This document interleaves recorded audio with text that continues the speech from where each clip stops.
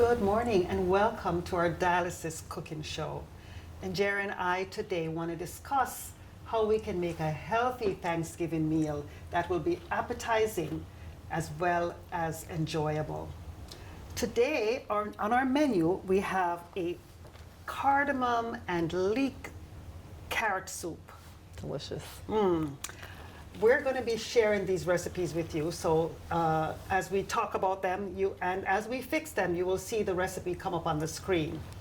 We also want to fix Thanksgiving dressing, stuffing, as well as roasted vegetables that will have some healthy choices for you and delicious, a salad dressing to go with our fall salad, and finish with an apple tart. That sounds awesome. Now, I didn't include any turkey today because I think that most patients, most families have a traditional way of making their turkey. Some people fry, some people roast, some people smoke their turkey. My mom always says an orange glazed. That's delicious, so yes. I agree. And my tradition is to have a smoked turkey. But now a lot of Jamaicans are jerking their turkey. Oh, really? Yes, and I hear it's delicious. I have think I'm going to try some jerk turkey this year. I'm not sure I'm going to do it, but I'm going to try it. But in any event, the turkey is up to you. The rest of the supporting dishes we're happy to show and to share with you what we have, some of the recipes that we have. Yeah, I'm excited. Let's start off with our cardamom, carrot, and leek soup. So I started by chopping leeks. Now, this is the first time I made leeks. And I have to tell you, I had to make sure that I knew how to fix them right. Okay. So you want to cut your leeks so that you have just the beginning of the green stalks. Yes. You don't cook with the heavy green stalks. So you have the light green stalks and you chop them and then you wash them because there can be some dirt inside the leeks. You definitely have to wash them. I actually use leeks in my greens and I use the entire piece to the end of the white. And it still comes out really good, but it cooks down for a long time. That's the key. So you have to cook it a long time if you're going to use the green stalks. Yes. Okay. But you're right. The cleaning, you really want to get in there. So when you think it's clean, it's not. Do it 2 or 3 more times. Great. So that's sautéed with coconut oil, and then we added carrots and sautéed some more. Added or chicken broth or bone broth, and then coconut milk. They seasoned with a little bit of salt and pepper, and you know we're very ginger with the salt, of course. And this soup does not require a lot of salt. It just has its own wonderful full-bodied flavor.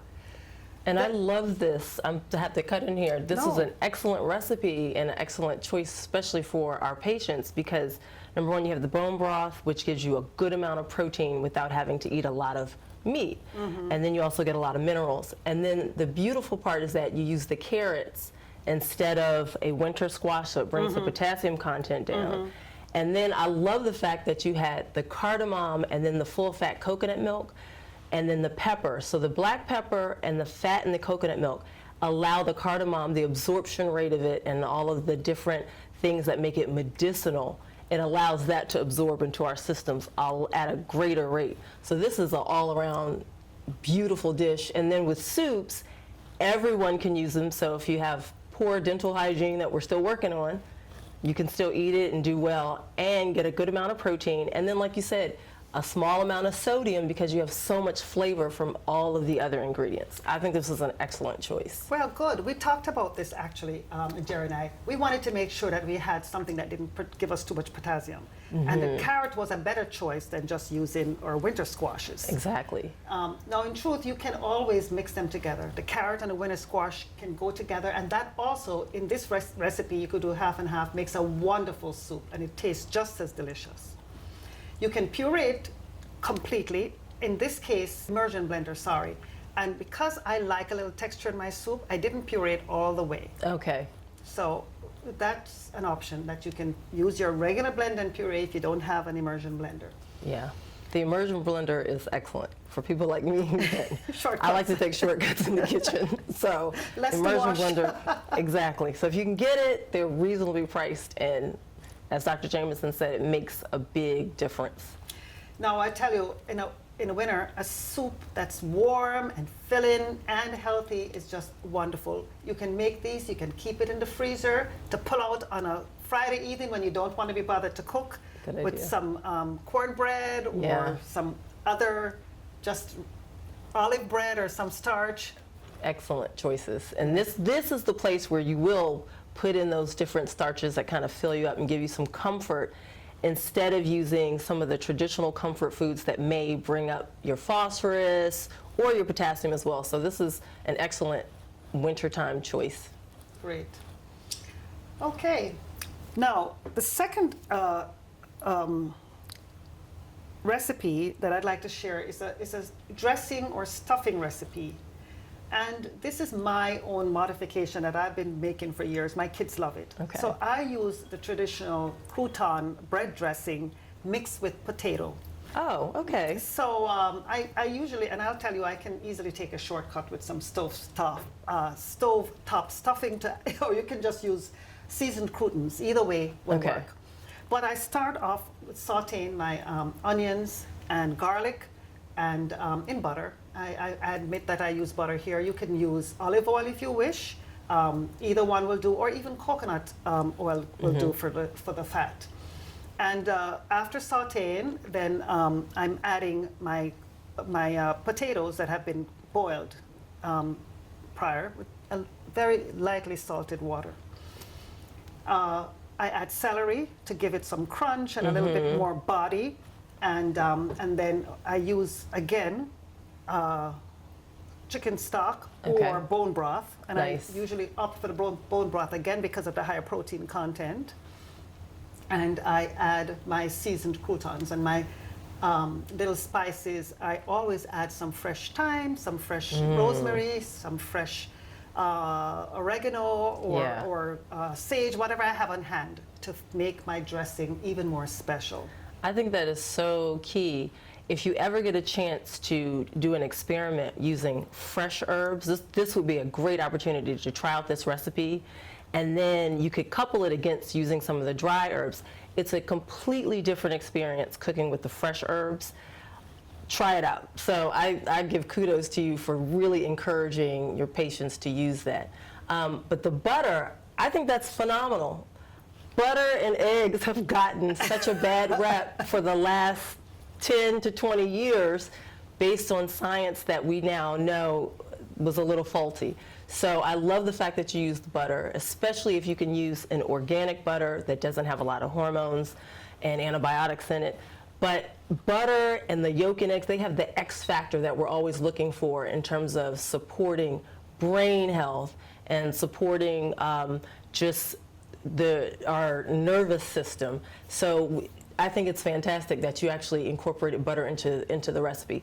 And remember, the butter's only going to be a problem if you don't eat vegetables. And so, that's interesting. because Yes. you have this we already have this wonderful carrot soup that you're coupling this with, this is fantastic. Okay, great. So I can feel, whew, Yes. it's okay to have my butter.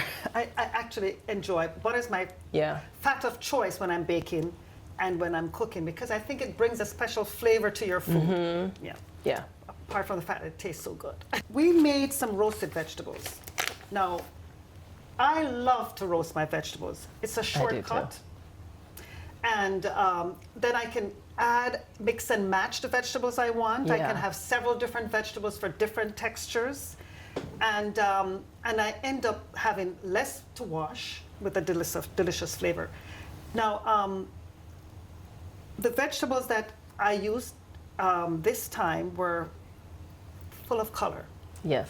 Because it's fall, it's Thanksgiving, and I wanted some special vegetables. Yes. So I had some purple cauliflower, some white cauliflower, some asparagus, and some broccoli. And those are green, and I added some pearl onions. Yes. So yes. that's green, white, and for a real full flavor color for fall, pumpkins. The pumpkin. Yes. Yeah, so that dish was gorgeous, number one. I'm definitely making it this year because I've never figured out something where I can add pumpkin and where my kids would love it. I think they will love this dish. I love the purple cauliflower, the pearled onions. That combination and then roasting it, I think, is so key. A lot of people shy away from cooking vegetables, or they say they don't like vegetables, because I think a lot of times they don't roast. And roasting is a great gateway to eating a lot more vegetables. So that's really nice. I love the fact that whenever we talk about eating vegetables, a lot of times people think, oh, I had my salad. We want to do salad. We have all the leafy greens. We have that down. But a lot of times we forget about the colorful things. And it's the colorful things that are colorful through the entire fruit or vegetable that is key to getting all of the antioxidants that we need to just stay healthy. So basically that we're not rusting inside. Yes. So having this roasted vegetable dish is just, I think, phenomenal. And then not to mention, you did a combination. So you have your orange reddish color vegetables, which are key to make sure that you have the retinol and the natural form of vitamin A that's really, really absorbable. And then you have the cruciferous vegetables, and then the cruciferous vegetables that are low in potassium and great for our kidney patients, and that would be our cauliflower, but having the purple and the white is wonderful. And then you have the asparagus. So not only are they the cruciferous vegetables and colorful, but they have all of that sulfur, and it's that sulfur that we need, and I hate to get this really technical. No, but it's important. But it's the sulfur we need to help make the glutathione peroxidase, which is the biggest major antioxidant that our body uses to just detoxify itself. So having that on a regular basis is just a really great way to keep your health up. Well, I want to just remind our viewers that we brought all the flavor out of these vegetables, because the first thing I did was that I chopped some fresh herbs and spices again. Yes. Sage, rosemary, thyme, I think I did, and garlic. Garlic goes in almost everything I make. And I muddled the herbs in olive oil. I sat it aside for about 10 minutes with a little bit of salt and black pepper, and then we combined the vegetables and roasted them. I did separate the pumpkin or the kombucha squash from the other vegetables, because they kind of bake at a different rate, and I didn't want them to be overdone, green vegetables, and then yellow vegetables not done enough. So you may need to separate those as you roast them, but in general, you just need to roast the pumpkin a little bit longer, and your vegetables are done in about 15 minutes, because you want them crunchy, you don't want them overdone. And I arranged them on the platter to make sure that I had a full effect of the color. Yeah, it was gorgeous. Okay, so it's good to know that you can eat colorful things that are giving you the maximal health. Yes, yes. All right. Next, let's talk about our salad. Now, our salad is part of every single major meal, I think. You cannot miss by having a good salad. Salads are so easy nowadays. Grab some greens, add maybe some cherry tomatoes for color, add a little onion for flavor. You could chop some red and green peppers in. The key is the dressing, isn't it? I think so. I definitely think so. I've had people tell me over and over and over again, make sure you bring your salad in that dressing. Yeah. So the salad and the dressing that you made today are delicious. Well, our recipes, all of our cooking classes have included some variation of the salad dressing that Njeri has made available to us on the website. So today, I pretty much used the standard dressing that we have been using through our cooking demonstrations, the olive oil, the apple cider vinegar. This time I did add a little fresh lemon juice to our dressing. That's great. Garlic, again, crushed garlic. Make sure you have a garlic crusher. If you don't have one, this is something you need to invest in. And a little bit of salt, pepper, mustard, and honey for sugar to bring out the fullness of the vinegar. Yes, and it helps to really emulsify the dressing. It gives it the body of the dressing as well. That Dijon mustard. The mustard and the honey together. Yes. If you leave one out, you're probably not going to like it as much. It'll still be tasty, but the combination is really key. Good flavor. Great. I've already started the cranberry relish, and it's been cooked down now for about half an hour to soften the berries.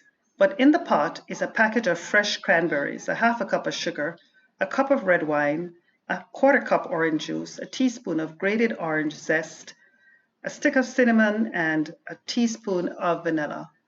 So this has been cooked down for half an hour and is all done. I'll garnish it with a little mint leaf, and it's ready to be cooled and served. Finally, the dessert. The best part of the meal, some people say. Yeah, this is usually where a lot of people want to start. So. Right, but we're going to end. We're going to end with the dessert. Okay. So I made an apple tart, and you can make an apple pie if you wish. I actually think that people are going to say, "Where is the pumpkin?"